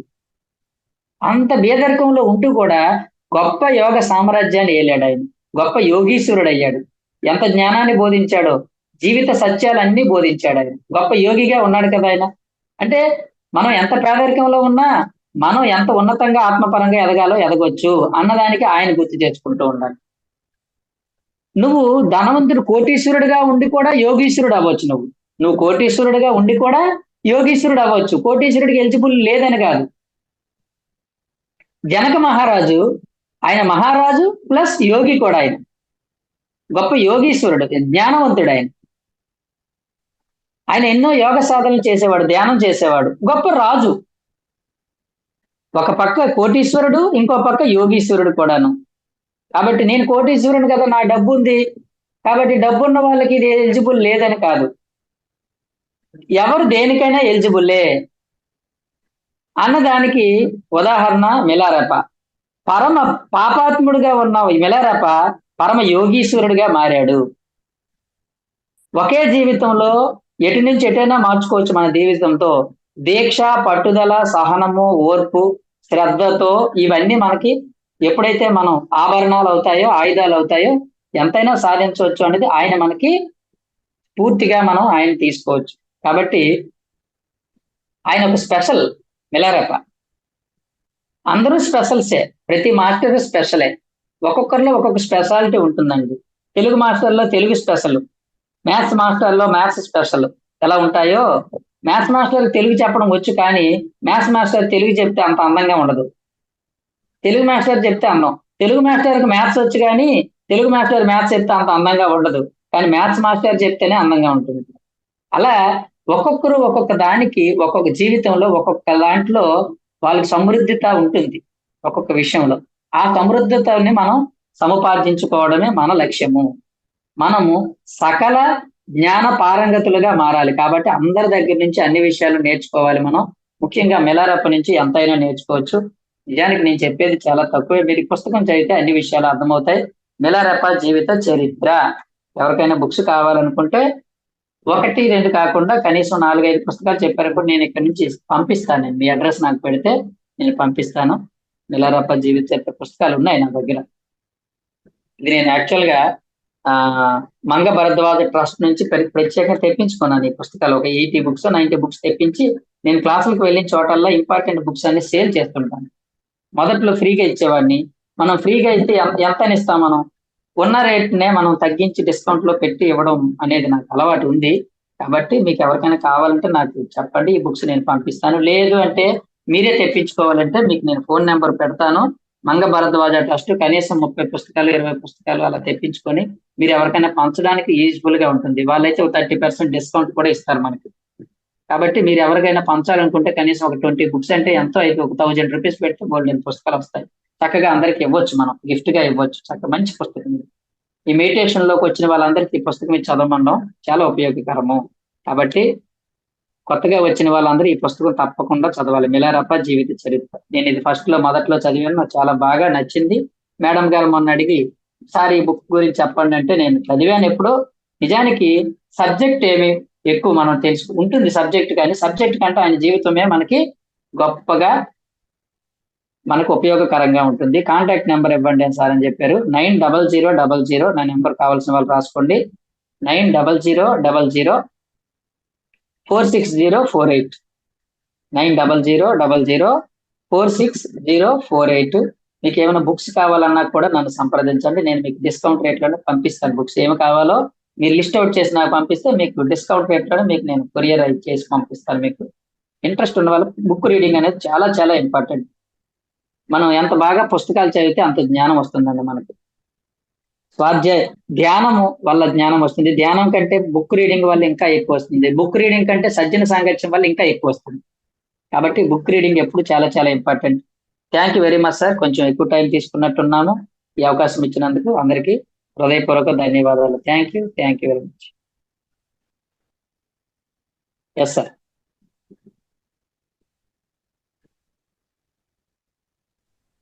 Thank you so much sir. Thank you sir. ఎంతో అద్భుతంగా చెప్పారు.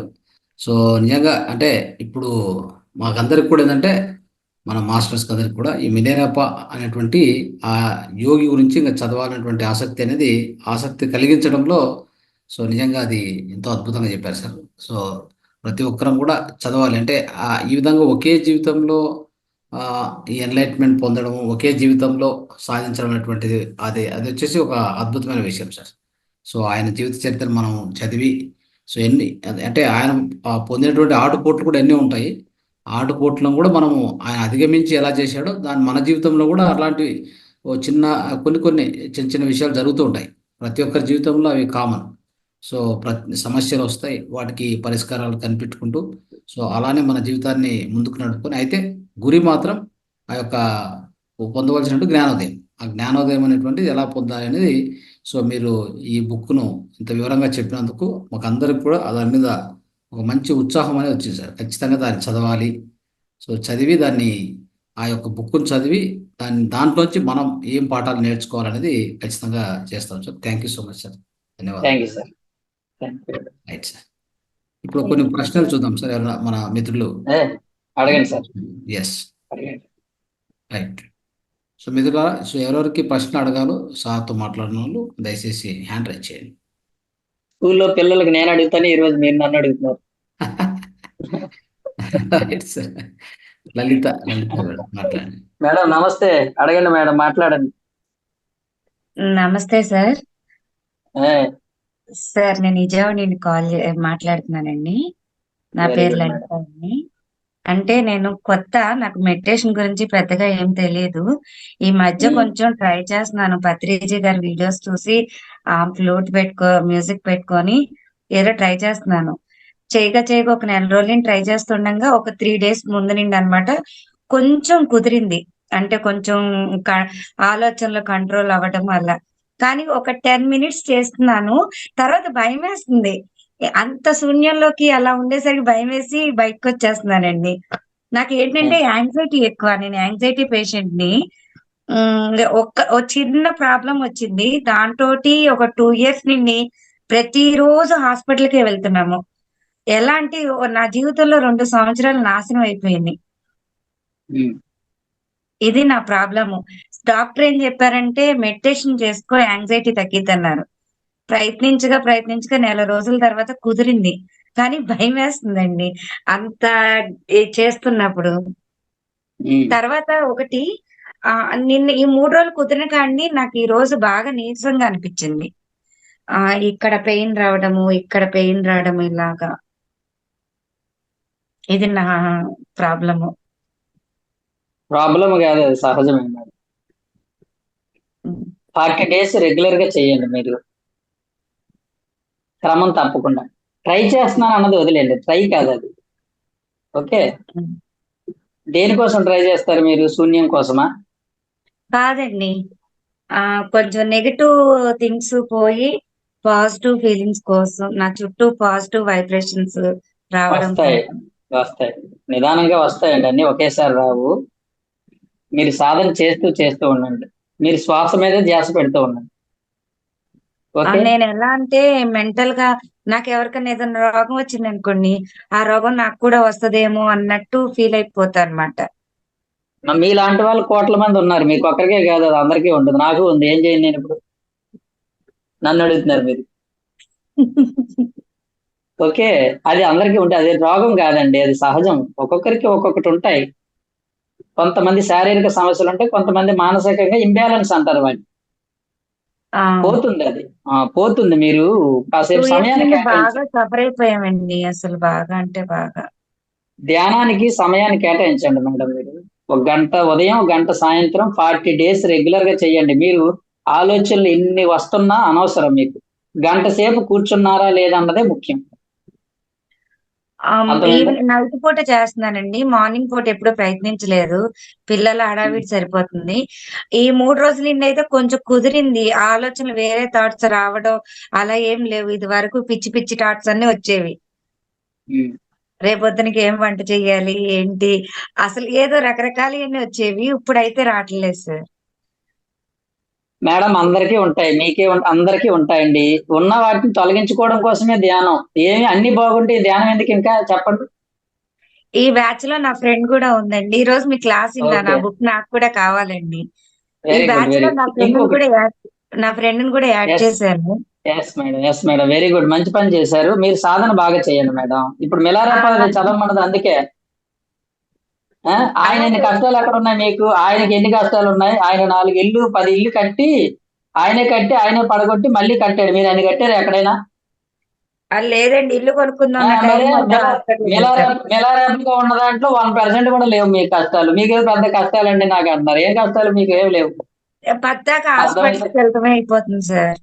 అందుకే మేడం ధ్యానం పెంచండి, సాధన పెంచుతుంటే అది తగ్గుతుంది మీకు. అర్థమైందా? మీరు సాధన పెంచండి. మా ఫ్రెండ్ ఉంది కదండి, తన పేరు సిరి యార్లగడ్డ. తన ప్రాబ్లం వచ్చేసి స్లీపింగ్ ప్రాబ్లం అండి. తనకి పాపం నిద్ర పట్టదు. తనకి మెడిటేషన్ చేసుకోమని నేను చెప్తాను. ధ్యానం వల్ల ఫస్ట్ పోయే ప్రాబ్లమే స్లీపింగ్ ప్రాబ్లం. ధ్యానం చేయకముందు నిద్ర పట్టదు.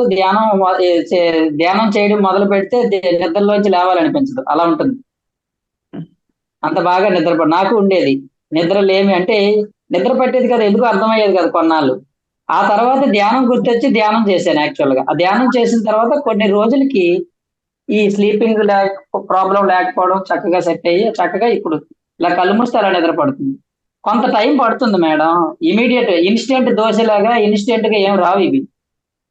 నాకు అర్థమైందా? స్లీపింగ్ ప్రాబ్లం అయితే లేదండి. ఎప్పుడైనా ఒక ఇలా 40 పడుకోగానే డేస్ పడుకుంటా. వినండి. మీరు ఏం జరుగుతున్నా మీకు అనవసరం.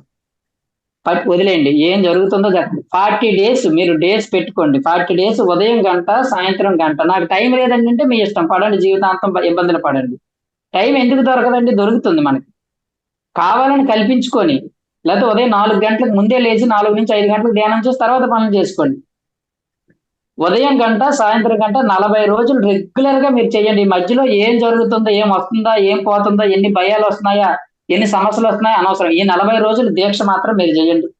ఆ తర్వాత మీ జీవితంలో ఉన్న అన్ని పోకపోతే అడగండి నన్ను. మీరు చెప్పిందే మా డాక్టర్ గారు కూడా అదే చెప్పారండి. చెప్పారా? Very good. మీకు అంటూ ఎంతమంది డాక్టర్లు చెప్పాలి చెప్పండి ఇంకా. అసలు విజయవాడలో ఉన్న డాక్టర్స్ అందరూ అయిపోయారండి. ఆ, మా మెడలో స్టెథోస్కోప్ లేదు కాబట్టి మీరు మా మాటలు ఎవరు నమ్మట్లేదు. మీరు అసలు మేము ఎలా అంటే స్టెథోస్కోప్ లేదు. పిచ్చోళ్ళకి మాటలు వినిపించినట్టు నాకు పెయిన్స్ వస్తున్నాయంట. అలా సైక్రాలజిస్ట్ దగ్గర కూడా తీసుకెళ్లారు.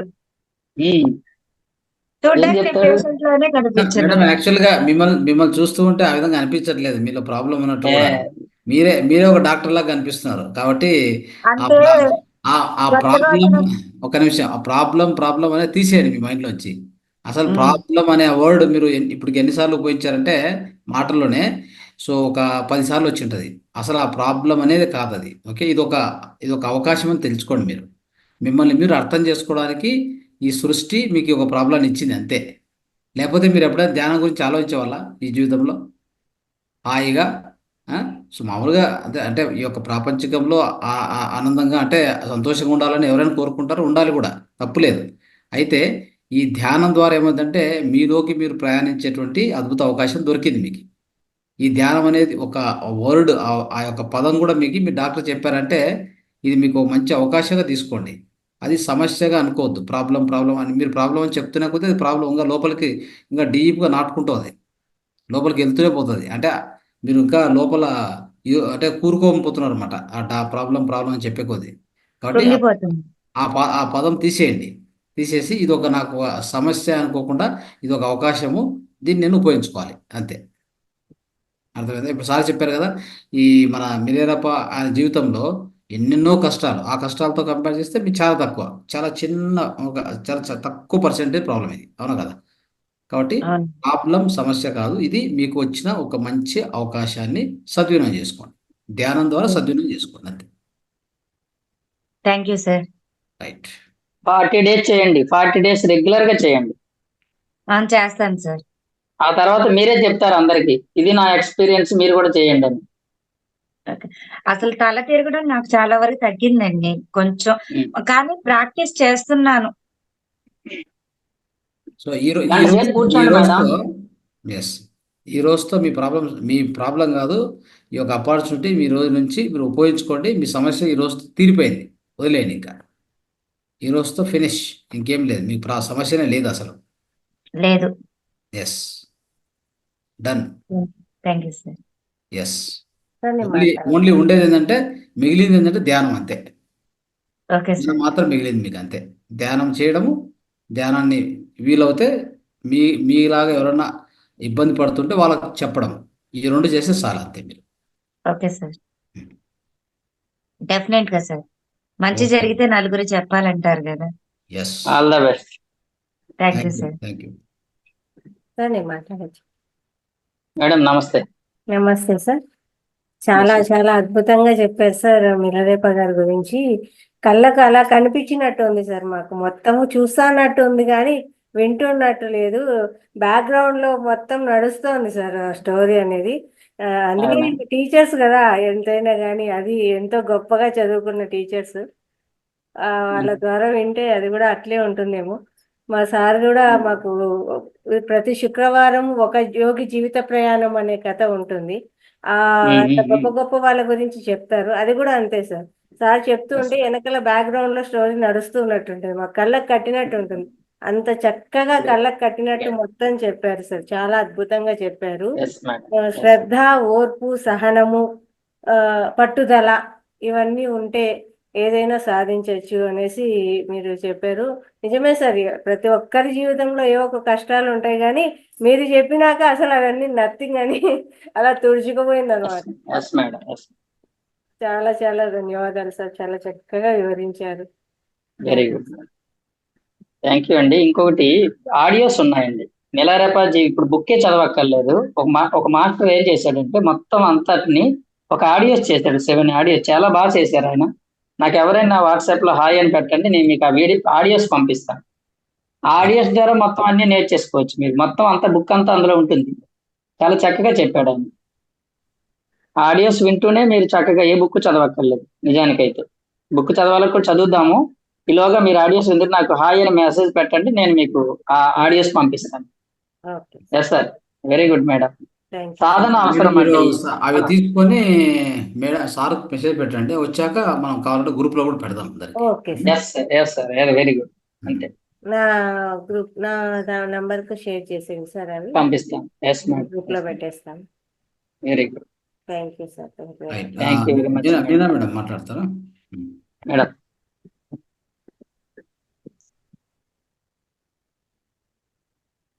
సార్ నమస్తే సార్. ఎంత చక్కగా మీరు ఎక్స్ప్లెయిన్ చేస్తున్నారు అంటే నిజంగా చాలా బాగుంది సార్. నేను ఒక 5-10 మినిట్స్ లేట్ గా జాయిన్ అయినాను. మీరు చెప్పే విధానం చూస్తుంటే ఈ మాస్టర్ టీచర్ ఏమో అని అనుకున్నాను సార్. నిజంగా నాకేం తెలీదు. మళ్ళీ మీరు చెప్పే విధానం కూడాను అంత చాలా బాగుంది సార్. రంగనాథ్ సార్ కూడాను ప్రతి ఒక్క యోగి జీవితం కూడాను చెప్పారు. చాలా ఎక్సలెంట్ గా చెప్పేవారు. మీరు కూడాను చాలా బాగా చెప్తున్నారు సార్.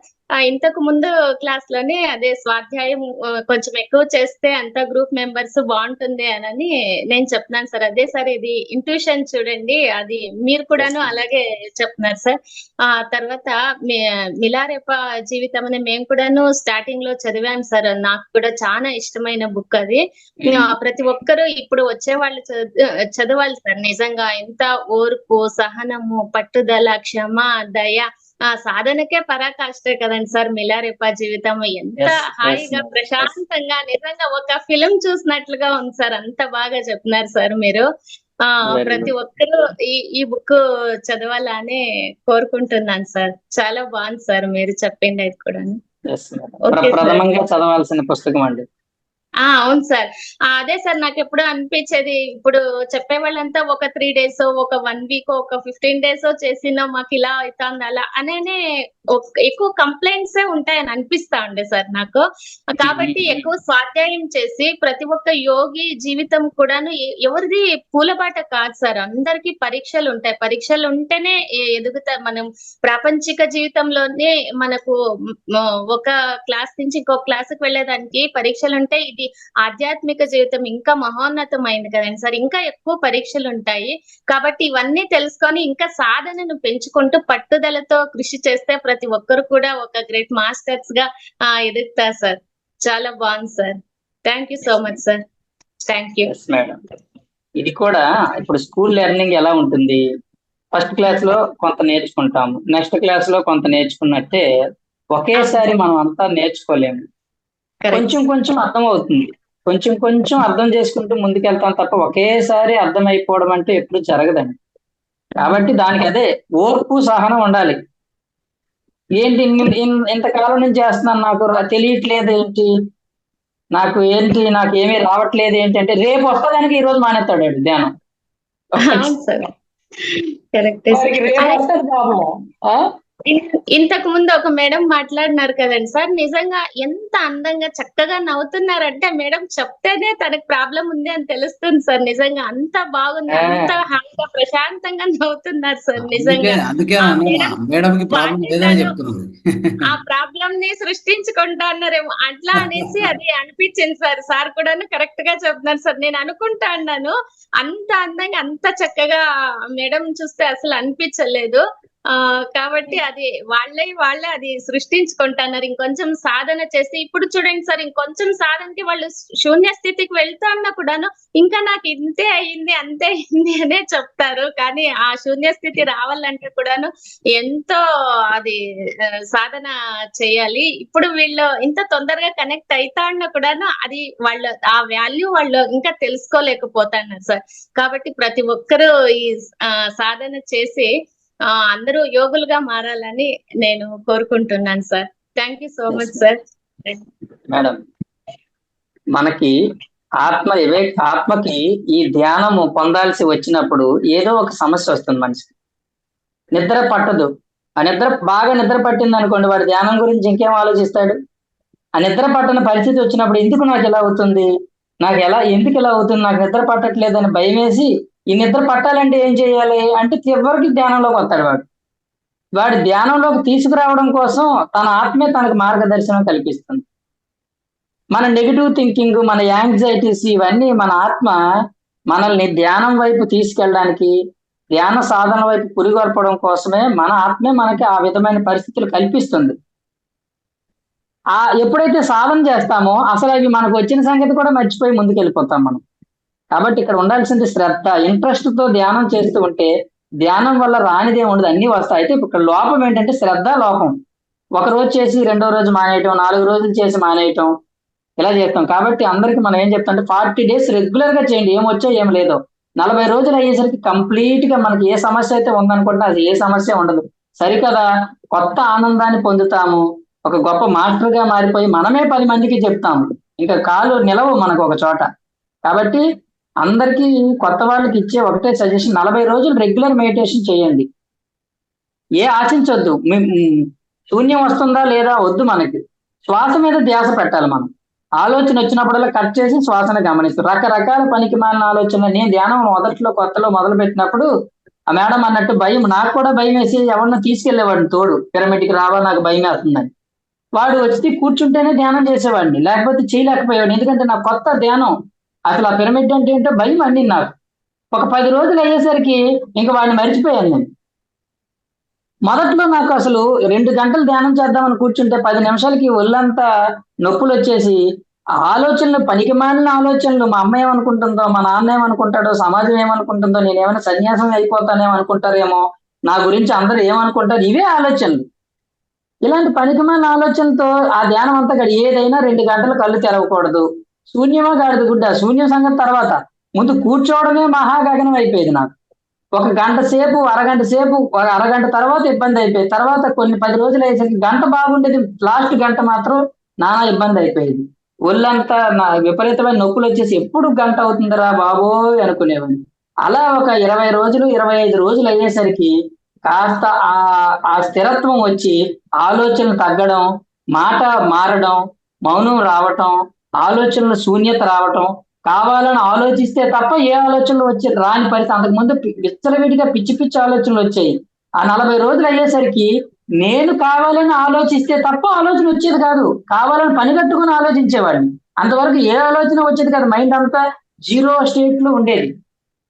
కాబట్టి 40 రోజులు అనేది చాలా చాలా ఇంపార్టెంట్. ఆ 40 రోజులు అయ్యేసరికి మొత్తం తారుమారు అయిపోయి ఈ విషయాలన్నీ ఏమీ కనబడకుండా పోతాయి. కాబట్టి తప్పకుండా 40 రోజులు చేస్తే ఎవరి సమస్యలైనా, ఎలాంటి సమస్యలైనా పోతాయి. ఇది ఖచ్చితము, ఇది నా ఎక్స్పీరియన్స్ అండి. అది చెయ్యకపోతే మాత్రం ఎవరు ఏమి చేయలేరు, ఏ గురువు ఏమి చేయలేరు, ఎవరు ఏమి చేయలేరు. మనం చేస్తేనే పొందుతాం అన్ని. చేసుకున్న వాడికి చేసుకున్నంత Mahadeva. Yes sir. Yes sir, అద్భుతమైన మీ యొక్క అనుభవం కూడా చాలా అద్భుతంగా ఉంది సార్. అంటే లలిత మేడం, లలిత కుమారి మేడం. సో ఆమె యొక్క సమస్య చాలా చిన్నదే. అయితే సో ఈ రోజుతో ఆమె ప్రాబ్లం కూడా సాల్వ్ అయిపోయింది. మీరు చెప్పాక, మీ అనుభవం చెప్పాక ఆమె ప్రాబ్లం కూడా ఈ రోజుతో సాల్వ్ అయిపోయింది. రేపటి నుంచి డాక్టర్ ఎవరో తెలియదు, ఓన్లీ ధ్యానం మాత్రం తెలుసు ఆమెకి, అంతే. ఆవిడ చెప్పినవి నాకు ఉండే sir. Okay, yes sir. Yes sir. ఇప్పుడు మాస్టర్ అయిపోయాం కదా, మనమే చెప్తున్నాం అందరికి. కరెక్ట్, అంతే. Yes sir. Yes sir.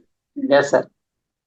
ఇంకా మాస్టర్స్ ఇంకెవరున్నారు? ఎవరైనా మాట్లాడచ్చు, డౌట్స్ ఉంటే అడగచ్చు, నాకు తెలిసిన చెప్తాను. ఎస్, చెప్పలేకపోతే చెప్పలేకపోతాం, దానికి ఏం సమస్య ఉంది. అనుభవమే జ్ఞానం సార్. అనుభవమే ఎస్ జ్ఞానం. Sir, yes yes sir. ఎవరైనా ఉంటే అడగండి, డౌట్స్ ఏమైనా ఉంటే అడగండి. ఉమ్. సిగ్గు మొగమాటం ఏం పడక్కర్లేదు. అదే కొంత కొంత అలా ఉంటుంది సార్. అట్లా అయితే మనమే వాళ్ళని ఆ, కొద్దిగా మేల్కొలుపుతూ అంటే ఇది పిలుస్తూ పిలుస్తూ అట్లే మాట్లాడిస్తున్నాం ప్రతిరోజు కూడా. ఉమ్. అంటే కొద్దిగా అలాంటి డౌట్సే కాదు సార్, ఏదన్నా సార్ ఒక ఇంత మంచిగా చెప్పినప్పుడు దాని మీద కూడా ఇలా చెప్పారు అనేది కూడా మాట్లాడాలి కదా. ఏదైనా నో ప్రాబ్లం, అడగకపోతే వచ్చి నష్టమేం లేదు. సార్ నమస్కారం సార్. శ్రీనివాస్ సార్ నమస్కారం. సార్ నమస్తే, నమస్తే సార్. సార్ మీ నమస్తే పేరు? సార్. నా పేరు గుజ్జల గోవింద్ సార్, అనంతపూర్ ఎస్ నుంచి. సార్. Wow wow. సార్ మీ క్లాస్ ఈరోజు చాలా అద్భుతంగా ఉంది సార్. మీరు చెప్పిన మిలారప్ప Thank you. గారి జీవిత చరిత్ర చాలా అద్భుతంగా ఉంది. Yes, sir. నిజంగా Yes, sir. కళ్ళ వెంట నీళ్ళు వచ్చాయి సార్. ఆయన కథ వింటుంటే అది కథ అవునా? కాదు సార్, నిజంగా జీవితమే. జీవితంలో ప్రతి ఒక్కరికి ఇన్ని కష్టాలు ఉంటాయి, కానీ అవన్నీ మనం బయటికి చెప్పుకోలేకపోతుంటాం. అవన్నీ చిన్న చిన్న కష్టాలే ఆయన కష్టాలతో పోలిస్తే. అంతే కదా. కానీ మనకి నాకైతే నేను కూడా ఫీల్ అయ్యేవాడిని, నాకు చాలా కష్టాలు ఉన్నాయి, చాలా కష్టాలు ఉన్నాయి అని. ఆ కష్టాలన్నీ విన్న తర్వాత నాకు చాలా చిన్నవి, 1% కాదు, 0.1% కూడా కాదు ఆయనకున్న కష్టాలతో పోలిస్తే అని అనుకున్నాను. కానీ ఆయనకు ఆ కష్టాలు రావడానికి, ఆయన యోగ మార్గంలోకి రావడానికి ఆ కష్టాలు పెట్టినట్లున్నాడు దేవుడు గాని, లేదంటే ఏదన్నా గాని, ఎవరన్నా గాని, దేవుడే అనుకుందాం. మరి మాకు ఇంకా అంత పెద్ద కష్టాలు పెట్టలేదంటే మాకు ఇంకా మార్గానికి ఇంకా దగ్గరగా లేమా అనిపిస్తుంది. లేదు సార్, సుఖంగా ఉన్న జీవితానికి కష్టాలు వద్దు. అంత లేదు సార్. అంటే ఇదే సార్, ఎందుకు నేను అంటున్నా అంటే సార్, రియల్ గా నేనైతే 20 years అప్పుడే నేను పత్రి సార్ దగ్గరికి వచ్చాను సార్. నాకు 20 Yes, years sir. అప్పుడు, ఇప్పుడు 22 years బ్యాకే. కానీ వెరీ సీరియస్. ఒక రోజు 2 రోజులు సార్ దగ్గర ఉండేసి, సార్ దగ్గర కలిసి, సార్ దగ్గర అనంతపూర్ లో అగస్త్య పిరమిడ్ కట్టినప్పుడు అక్కడంతా మేము ఉండి చేసి, అప్పటి నుంచి కంటిన్యూ చేయకుండా మళ్ళీ ఇప్పుడు వచ్చాను సార్ నేను 22 years Okay. తర్వాత. నేను ఎంత దురదృష్ట జాతకుడో నాకు ఇప్పుడు అర్థమవుతుంది సార్ నిజంగా. కానీ నాకు ఇవన్నీ అనుభవించాలని ఉంది, అనుభవిస్తున్నాను. అన్ని కూడా ఇప్పటి నుంచి అయినా అన్ని కూడా షూర్ గా correct గా కంటిన్యూ జరుగుతుంటాయి చేస్తానని చెప్తున్నాను sir. Yes Yes, sir. Yes, sir. అన్ని కూడా కరెక్ట్ జరుగుతుంటాయి, ఏం వరి కావద్దు. అంటే ఏది మనం ఆలోచించదు. సో అవును సార్, నేను అవును సార్. ప్రతి క్లాస్ లో చెప్తుంటాను కదా, ప్రతిదీ అదే డిజైన్, సార్, ప్రతిదీ అవును destiny. Sir.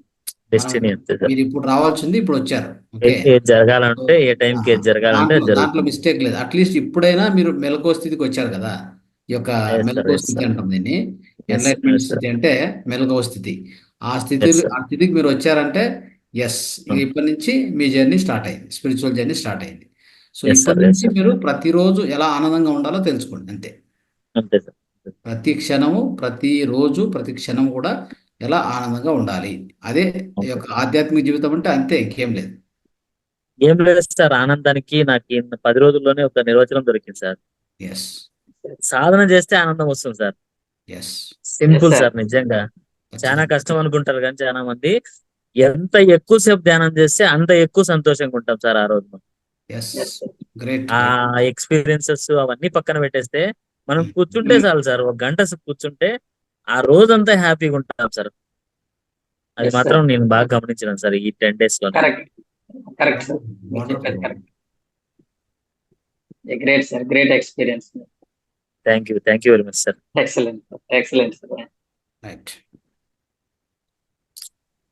Sivaprasad Tenali madam మాట్లాడండి. శివప్రసాద్ తెనాలి అన్మ్యూట్ చేసుకోండి. సార్ మా ఫ్రెండ్ అండి. సార్ ఓకే, అద్భుతం సార్. నమస్తే మేడం గారు. నమస్తే సార్. కనబడట్లేదు, మీరు వినబడుతున్నారు కానీ. ఏంటండి?